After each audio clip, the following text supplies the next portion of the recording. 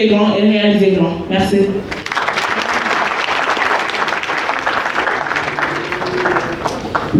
Bonsoir à tous. Je m'appelle Rémi Chanché de la NBA Africa. Élever, c'est se sublimer pour devenir la meilleure version de soi. La réussite, mais la Africa. Amis, c'est se former pour mieux servir notre avenir pleinement et pouvoir participer à notre développement.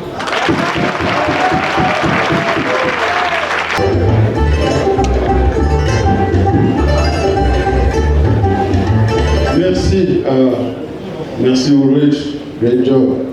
And, great job. Merci. On est là pour vous. Voilà, tout à l'heure, je pense que le panel précédent, parlant d'inspirer, et John l'a très bien dit, je pense que ce dont cette jeunesse a besoin, c'est juste d'une plateforme. Ils ont toute l'énergie au monde, ils ont toute la créativité et le désir de faire de bonnes choses. Alors, pour moi, j'ai toujours pensé que utiliser pour construire tout ce que nous avons pu accomplir avec l'aide d'une équipe extraordinaire de gens qui sont venus de partout en Afrique pour adopter ce modèle. Jean-Michel l'a dit tout à l'heure, ce pathway qui a été créé au niveau grassroots jusqu'à l'élite, c'est ce qui est représenté ici.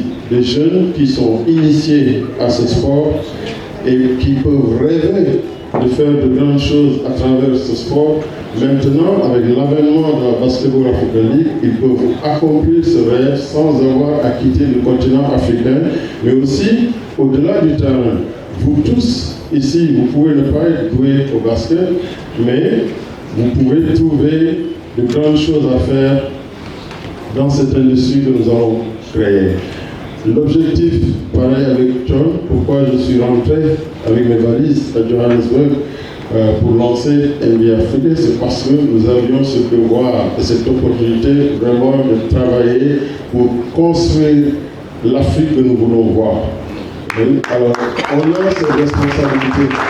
Vous les jeunes, vous avez cette responsabilité. Oui, vous pouvez critiquer, vous pouvez dénoncer, mais dites-vous que chacun d'entre vous peut être un acteur essentiel de l'avenir de l'Afrique. Et ces jeunes ici sont là pour le prouver. On a beaucoup de gens qui ont été dans le pied, moi-même, et Yann Mahimi et d'autres, et ils sont pleins dans la salle ici, mais gardez en tête que vous avez cette responsabilité de développer ce continent. Pour nous, nous avons pensé que le sport était le véhicule, mais ça peut être la mode, ça peut être l'art, ça peut être la médecine, des gens qui veulent devenir tout ce que vous avez comme talent. Ce qui est important, c'est qu'on vous donne l'opportunité vraiment de manifester ce talent et d'éclore ce talent. Et c'est cela notre raison d'être, notre raison d'exister. Et nous sommes très très fiers de tous ces jeunes qui sont là et qui ont de grosses ambitions et qui vont faire de très très très grandes choses pour notre Afrique et pour eux-mêmes. Merci. En marge de ces compétitions, à avoir cette rencontre où nous avons réuni des dirigeants africains du monde des affaires, du divertissement, du sport, de l'entrepreneuriat, du développement de la jeunesse et plus encore pour discuter de l'énorme potentiel et des opportunités pour les jeunes sur ce continent. Le basketball et le sport, de manière générale, est un vecteur de croissance que nous voulons développer en Afrique et le sport, comme nous le savons, au-delà de ses capacités fédérateurs, nous voulons aussi démontrer qu'il faut contribuer énormément au PIB de nos différents pays pour booster notre continent vers un développement, pour voir l'Afrique que nous voulons tous voir. Et vous, les jeunes, vous en êtes les premiers acteurs. Et c'est une raison pour laquelle nous avons tenu à amener des exemples expérimentés pour partager leur expérience, mais aussi pour continuer à vous motiver, parce que l'objectif de la Basketball Africa League, c'est avant tout d'inspirer, d'autonomiser, mais de connecter cette jeunesse africaine qui va être les prochains leaders de demain. Alors nous avons ici des modèles avec ces gens ici. C'est une opportunité de faire du networking, mais c'est surtout une opportunité de voir qu'est-ce que vous pouvez apporter dans les efforts pour développer l'Afrique sur le plan socio-économique. Au gouvernement du Sénégal et le pouvoir public et tous nos partenaires qui ont participé à l'organisation de ce forum, je vous remercie pour votre implication et un merci particulier pour les organisateurs, aussi bien de l'équipe de la BAL que de la NBA et tous nos fournisseurs qui ont contribué énormément. So I'm looking forward to a great and productive summit this afternoon as we continue to look to inspire, to empower, and to elevate our youth across Africa. Thank you very much. Merci Amadou. Bonjour à tous et particulièrement bonjour à tous les jeunes qui sont là, des sous-régions j'espère. Bonjour aussi à nos invités qui sont là, aux sponsors. Je ne vais pas citer tout le monde, je pense que le protocole a été bien respecté par mon ami Amadou Fall. Donc je vais tout de suite essayer de faire un petit speech à l'endroit de nous tous ici. Tout d'abord, je tiens vraiment à remercier la NBA, la BAL, qui a pris l'initiative d'organiser ce Youth Summit. On connaît très bien l'importance d'un Youth Summit qui, par rapport à une réunion classique, l'impact qui va être donné. Donc, cette opportunité donnée à ces jeunes, je pense, est trop importante.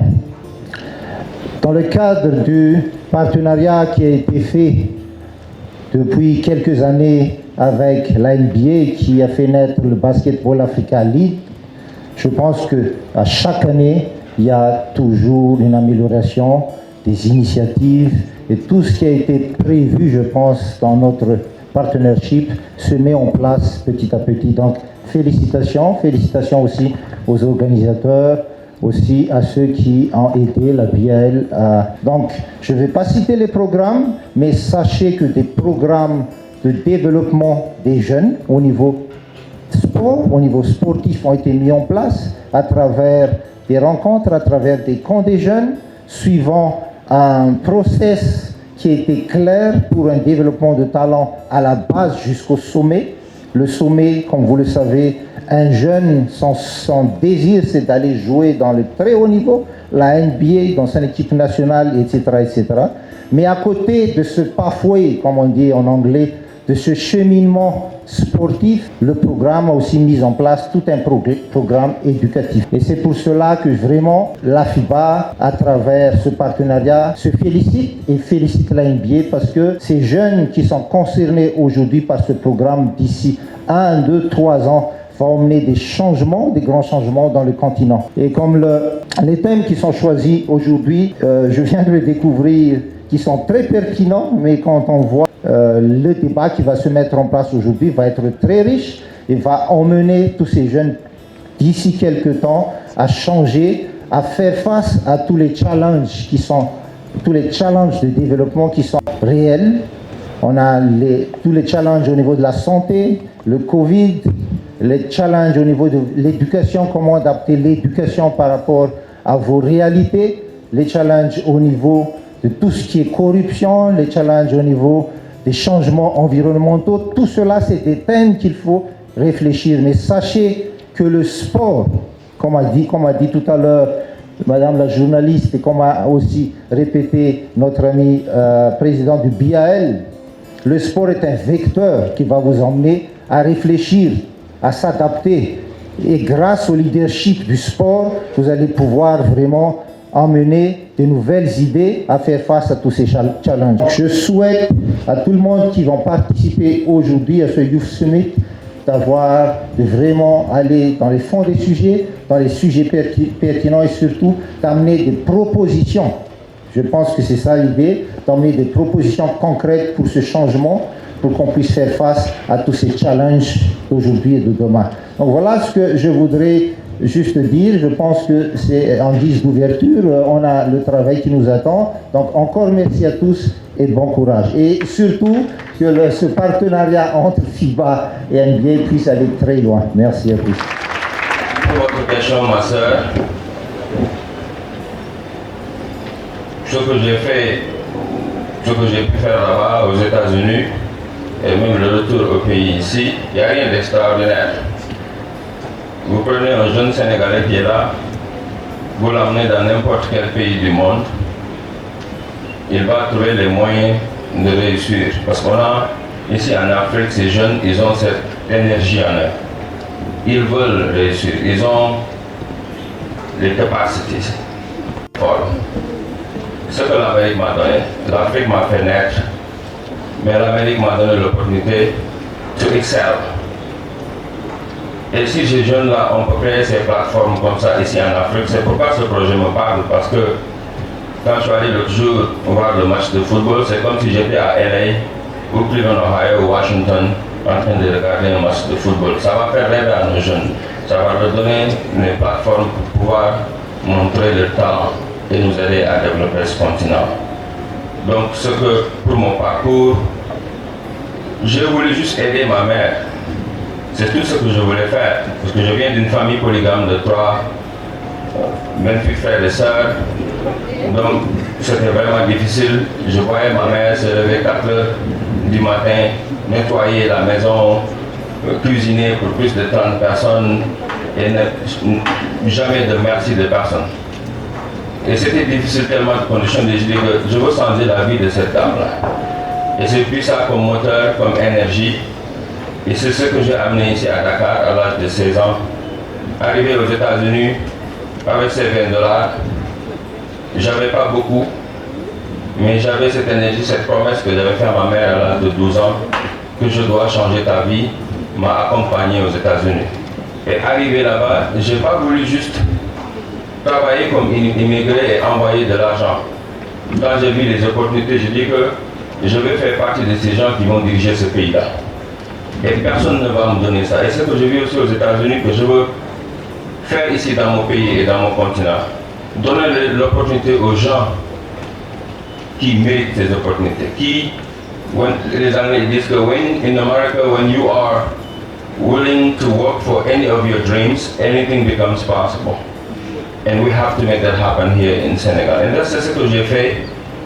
Et après 8 ans, je me suis engagé en politique 4-5 ans. Obama, c'est après, moi j'ai commencé la politique aux États-Unis en 2003. C'est 5 ans avant que j'ai rencontré Obama. Et là, vous étiez la semaine passée avec le NBA à Cleveland, Ohio. J'étais le premier président des jeunes démocrates là-bas, le premier noir élu. Et toujours je poussais les limites. Et à un moment donné, après Obama, j'ai dit, écoute, au début c'était pour aller, nous au Sénégal, c'est pour chercher d'or, apprendre et voyager, mais c'est toujours pour retourner et reconstruire notre pays. C'est pourquoi I couldn't understand, je ne pouvais pas comprendre, après plus de 100 pays de voyage dans le monde, je viens dans mon pays, on a le soleil, on a plus de 200 millions de jeunes en Afrique, on est le continent le plus jeune du monde entier, on a des terres plates ici au Sénégal, on a tout ce qu'on a besoin, on a l'eau, everything. Et je me posais la question pourquoi que quand je mange le tchèboudian, le riz que je mange là, ça vient jusqu'à Indonésie. J'ai pris l'avion, je suis allé en Indonésie. Et j'ai vu ça. Et quand je suis arrivé à Bali, j'ai pris la voiture pour aller dans les montagnes pour voir là où les femmes travaillent pour nous envoyer à manger ici chez nous. J'ai eu honte. Et ça m'a frustré. Pour dire que nous, c'est le contraire. On devait nourrir le monde. Si on n'arrive pas à nous nourrir, mais au moins, à nourrir le monde, au moins nous nourrir. Mais comment est-ce que ces gens, de loin, jusqu'en Indonésie, nous envoient de l'huile? Moi, je suis né du bassin arachidier, à Kaolack, au Sénégal. Je viens de là-bas, là, tout de suite. On devait donner de l'huile au monde, parce qu'il y a l'arachide là-bas partout. On prend de l'huile jusqu'en Ukraine, pour nous amener ici dans les ports, assembler et nous vendre ça pour que nos mamans puissent nourrir leur famille. Tout ça, tous ces problèmes m'interpellent. qu'est-ce que je ferai Tonya à Washington après 20 ans aux États-Unis et regarder mon pays vivre ces conditions, attendre que l'Espagnol, le Marocain ou le Français au Canada, 8 mois, 9 mois de froid, ils attendent que les Canadiens travaillent sur le terre pour nous envoyer ici à manger. C'est la honte pour moi de rester aux États-Unis. Je dois être là, dans les champs, travailler, montrer à ces jeunes que nous devons prendre notre avenir en main. Et l'Afrique nous appartient.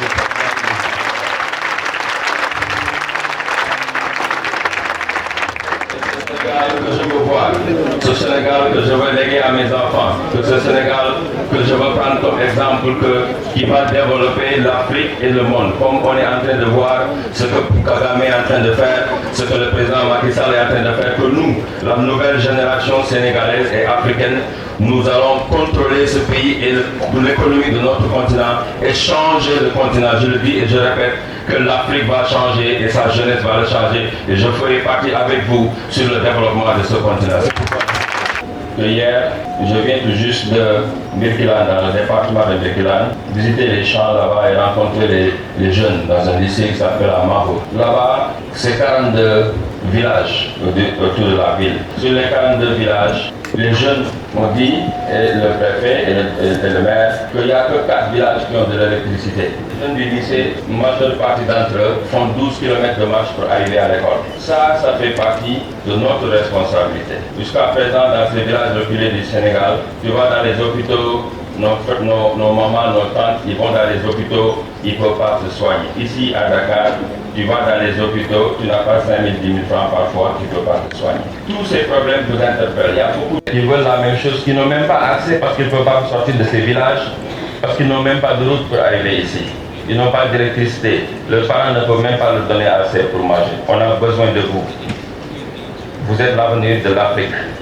Il faut que vous rêvez, but dream big. Get involved. Everything is possible. And Africa needs you. Nobody will come to change this continent but you. I don't see any country in the world that's been changed but anybody else, but it's young people. You are the heart of this country and you have to get involved and believe in yourself and make sure that you succeed. But also, success comes when you're able to inspire other people like they're doing now to create platforms for the rest of the country and the continent. We depend on you. Vous êtes le futur et je sais que vous serez prêts parce que le changement est maintenant et vous êtes le changement. God bless you and thank you for having me.